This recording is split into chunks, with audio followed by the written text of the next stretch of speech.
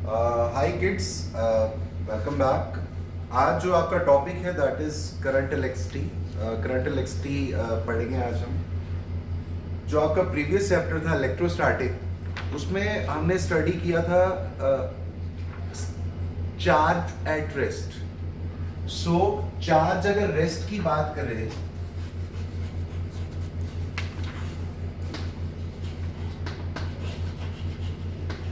सो एक अगर charge rest में है तो उसकी स्टडी हमने की इलेक्ट्रोस्टैटिक में, और जो इलेक्ट्रिसिटी उसकी वजह से प्रोड्यूस्ड होगी उसको बोलेंगे स्टैटिक इलेक्ट्रिसिटी।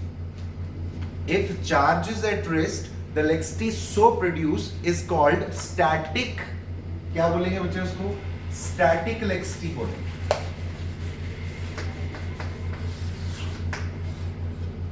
और अगर चार्ज मोशन में है तो उस केस में इलेक्ट्रिसिटी को बोलेंगे, जो electricity so produce the current so produce is called current electricity. ठीक है। सो चार्ज अगर रेस्ट में है जो इलेक्ट्रिसिटी प्रोड्यूस होगी स्टैटिक इलेक्ट्रिसिटी, चार्ज मोशन में है जो इलेक्ट्रिसिटी प्रोड्यूस होगी that is known as current electricity. और इस चैप्टर में हम चार्जेस के मोशन के बारे में स्टडी करने वाले हैं। तो सबसे पहले अगर हम बात करें करंट की, current is denoted by I. Current को डिनोट करते हैं आई से।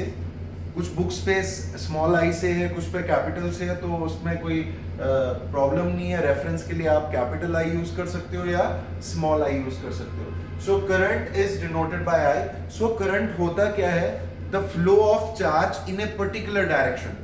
एक चार्ज का फ्लो होना कंडक्टर में किसी पर्टिकुलर डायरेक्शन में, उसको बोलते हैं current. So what is current? Flow of charge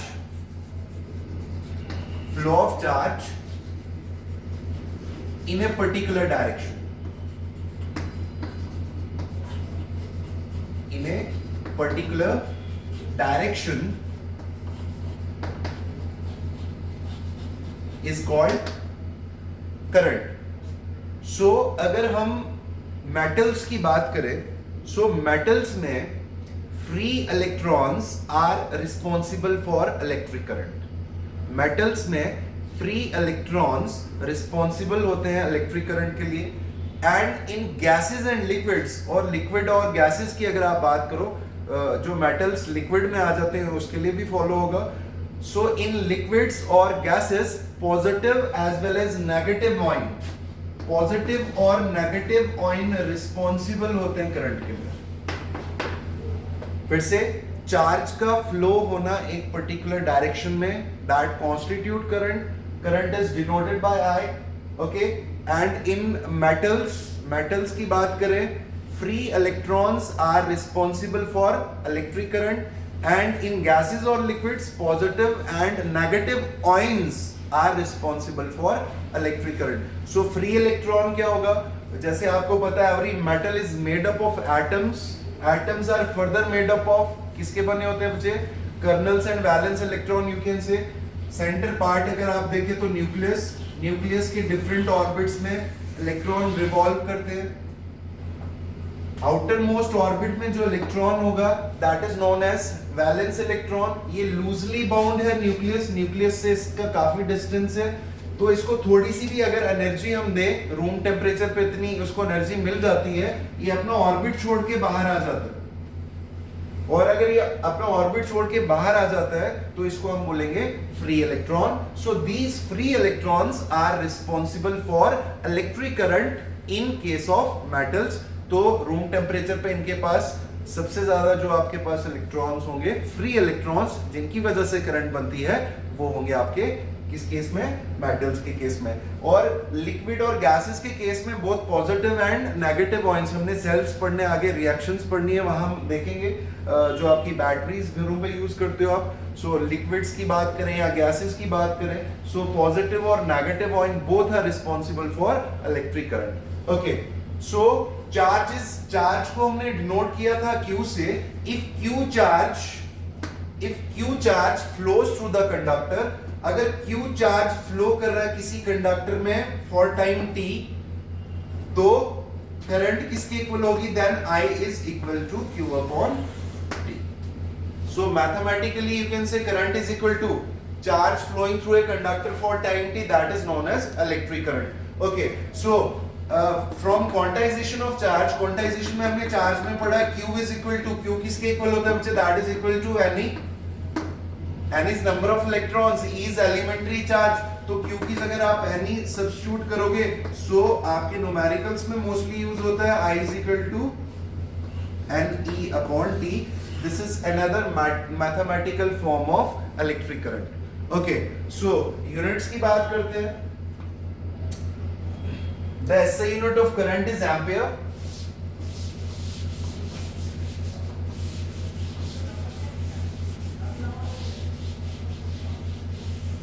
Okay, बात कर रहे हैं यूनिट्स की. So SI unit of current is ampere.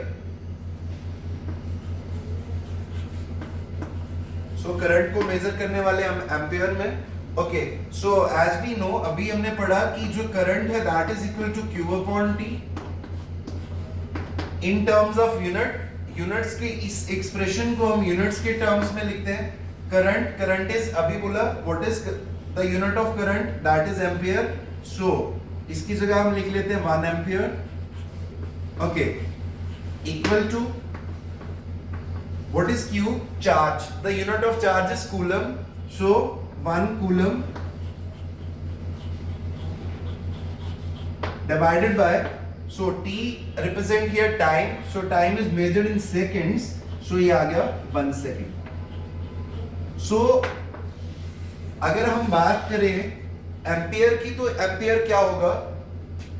Current is said to be 1 ampere if 1 coulomb of charge flows through the conductor for a time period of 1 second. अगर 1 coulomb charge flow करता है किसी conductor में 1 second के लिए, तो current को हम क्या बोलेंगे? Current is 1 ampere. So what is how will you define ampere? छोटे कभी-कभी डेफिनेशंस आ जाती हैं शॉर्ट आंसर टाइप में. Define 1 ampere, how will you define ampere? So current is said to be 1 ampere if 1 coulomb of charge flows through the conductor or any cross sectional area for time period of 1 second. Okay, so अगर हम next अगर बात करें direction की, थोड़ा सा मैं आपको ओवरव्यू दे देता हूं.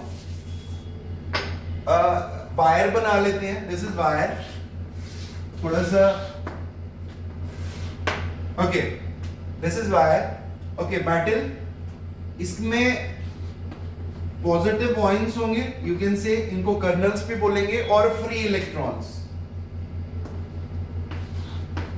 Positive, these are free, dots are representing free electrons. अब ये फ्री कैसे हुए? रूम टेम्परेचर पे इनको इतनी एनर्जी मिली, अपने एटम में जो अपने ऑर्बिट में घूम रहे थे, अपना ऑर्बिट छोड़ के कहां जाते हैं? बाहर आने में इनका मोशन रैंडम होता है. जैसे आपने देखा होगा स्कूल में अगर रिसेस होती है, अगर कोई टीचर नहीं है, सो बच्चे अगर ग्राउंड में जो मोशन कर रहे हैं, that type of motion is random motion. कोई पर्टिकुलर डायरेक्शन नहीं होती उनकी. सो इनकी डायरेक्शन वैसे होती है. लेकिन जब हम इनको बैटरी के साथ कनेक्ट करते हैं, when we connect this wire to the battery, तो क्या होगा? This battery, what? Positive terminal of the battery, ये अपनी तरफ किसको अट्रैक्ट करेगा? ये अपनी तरफ अपोजिट चार्ज को अट्रैक्ट करेगा. अपोजिट चार्ज कौन सा बचे? आपका फ्री इलेक्ट्रॉन. पॉजिटिव किसको? This end is positive, this is negative. So ये पॉजिटिव एंड किसको अट्रैक्ट करेगा? अपनी तरफ फ्री इलेक्ट्रॉन्स को. Free electrons get attracted towards the positive end of the conductor.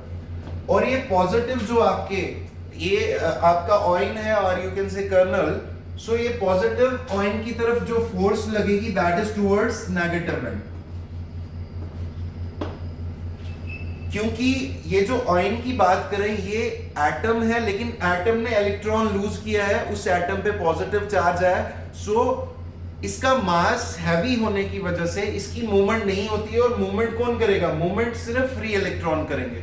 लेकिन बाय कन्वेंशन हमने डायरेक्शन जो मानी है करंट की, that is flow of positive charge. ये पॉजिटिव चार्ज का flow is taken as direction of current. But it should be noted that अगर आप देखोगे, हमने डायरेक्शन क्या मानी? ये पॉजिटिव चार्ज की डायरेक्शन मानी हमने, direction of current by convention. Okay, लेकिन इलेक्ट्रॉन्स जो हैं वो कैसे फ्लो करेंगे? The free electrons always move in the opposite direction of current. The flow of positive charge is taken as the direction of current, but it should be noted that the free electrons always move in the opposite direction of current. ठीक है, सो यहाँ पे अगर आप देखोगे कुछ rules बने हुए हैं. एक्चुअल में मूवमेंट जो होती है वो किसकी होती है? फ्री इलेक्ट्रॉन की. But by convention, conventional direction जो मानी हमने करंट की, वो क्या माना है? उस मूवमेंट के जो अपोजिट है उसको हमने डायरेक्शन ऑफ करंट माना. That is flow of positive charge. Okay, थोड़ा सा आगे चलते हैं. अब बात करते हैं करंट की. तो करंट की अगर आप बात करो, करंट का मैग्नीट्यूड भी है, न्यूमेरिकल वैल्यू कुछ ना कुछ होती है. अच्छा, उसके अलावा डायरेक्शन भी है उसकी. बट आपने छोटी 10th तक पढ़ा होगा कि ऐसी क्वांटिटी जिसका मैग्नीट्यूड भी हो, जिसकी डायरेक्शन भी हो, उसको हम वेक्टर क्वांटिटी बोलते हैं. बट करंट के केस में ऐसा नहीं है. Though current has got magnitude as well as direction, but still it is scalar quantity. ये स्केलर है because it does not obey the laws of vector addition. Vector addition के laws को current obey नहीं करती है. That is why it is scalar quantity. Okay, मैं आपको एक एग्जांपल देता हूं. आपके पास एक दरवाजा है, आप यहां से इस पे फोर्स लगा रहे हो टुवर्ड्स राइट 5 न्यूटन. आपका भाई वहां से इस पे फोर्स लगा रहा है, बराबर फोर्स लगा रहा है 5 न्यूटन. क्या ये दरवाजा खुलेगा? ये दरवाजा नहीं खुलेगा, बिकॉज जो आपका नेट फोर्स इस पे लग रही है वो क्या हो जाएगी? जीरो हो जाएगी. क्योंकि वेक्टर्स में आपने देखा होगा, अगर वेक्टर का मैग्नीट्यूड इक्वल है, डायरेक्शन अपोजिट है, तो उनका रिजल्टेंट हमेशा कितना होता है? जीरो. हमने 11th में पढ़ चुके हैं. Okay, so same is the case with what. अगर हम बात करें किसकी? हम बात करें करंट की. दिस इज 5 एम्पियर, 5 एम्पियर आ रही है. सो अगर इस वाले जंक्शन, यहां जंक्शन मीट हुआ, इसमें कितनी करंट होनी चाहिए अकॉर्डिंग टू वेक्टर्स? इसका मैग्नीट्यूड भी है, डायरेक्शन भी है, इसका रिजल्टेंट जीरो होना चाहिए. लेकिन जब हमने चेक किया, दैट इज 10 एम्पियर. तो करंट जो है वो कौन से लॉज को ओबे कर रही है? स्केलर के लॉज को ओबे कर रही है. वेक्टर के लॉज को अगर ओबे करती तो यहाँ पे करंट हमें 0 एम्पियर मिलती. लेकिन वेक्टर के लॉज को ओबे नहीं कर रही है. दैट इज व्हाई जो आपकी करंट है, that is scalar quantity, though it has got magnitude as well as direction, because it does not obey the laws of vector addition. Okay, so आपका नेक्स्ट अगर बात करें टाइप्स ऑफ करंट की, so generally you have got AC. आपने छोटी क्लासों में पढ़ा होगा एसी, डीसी. आपका डीसी में जो आपके इलेक्ट्रॉन है, चार्ज एक पर्टिकुलर डायरेक्शन में मूव करता है विदाउट चेंजिंग द डायरेक्शन. और आपका एसी में है, so electron changes direction several times per second. Okay, so हम बात करते हैं, जैसे फर्स्टली हम बात करेंगे स्टडी करंट की. टाइप ऑफ एसी है स्टडी करंट. अगर स्टडी करंट की अगर हम बात करें, if we put a graph between I current और टाइम के बीच में अगर हम ग्राफ प्लॉट करें, सो स्टडी करंट का अगर आप देखो, सो यहां क्या बता रहा है कि करंट का मैग्नीट्यूड चेंज नहीं हो रहा टाइम के साथ. Suppose this is origin, time is 0. जैसे जैसे टाइम बढ़ रहा है लेकिन करंट नहीं बढ़ रही है. This type of current is known as steady current. Okay, next one is varying current. Varying current में क्या होने वाला है? Varying current is that current in which, varying current का दूसरा ग्राफ क्या बनेगा? जिसका मैग्नीट्यूड चेंज हो. टाइम बढ़ रहा है, टाइम जैसे जैसे बढ़ रहा है करंट भी बढ़ रही है. Height is representing what? Current. So जैसे जैसे टाइम बढ़ रहा है, अगर करंट का मैग्नीट्यूड भी चेंज हो रहा है, so that type of current is known as varying current. And third one is what? Alternating current. Okay, next one is alternating current, जो हम मोस्टली अपने घरों पे यूज करते हैं. So alternating current is that current, AC alternating current. So इसका graph plot करते हैं. So this is between what? I and T. So time के साथ इसका देखो magnitude, this is origin. Okay, time बढ़ रहा है आगे की तरफ, करंट चेंज हुई, मैक्सिमम, फिर मिनिमम, फिर downward, maximum, minimum and so on. So what is varying current? It is that type of current whose magnitude changes continuously and direction changes periodically. This is plus minus, ठीक है? So पहले this upward direction, फिर downward, फिर upward, फिर downward. So this type of current is known as your alternating current. And last one is what transient current. It is that type of current, transient, which flows for a very short time. एक ऐसी current जो बिल्कुल short time के लिए flow करे, so ऐसी current को बोलेंगे हम transient current. This is between I and T. So this type of current is transient current. So this is the basic of the chapter.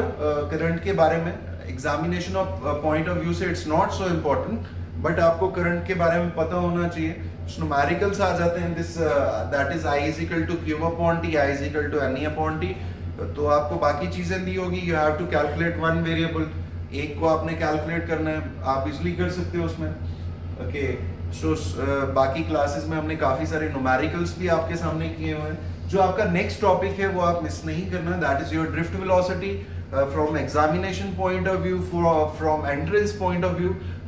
उसके एक्सप्रेशन काफी इंपॉर्टेंट है जो आपको पूरे चैप्टर में हेल्प करने वाले हैं. आज के लिए इतना रखते हैं. Thank you very much.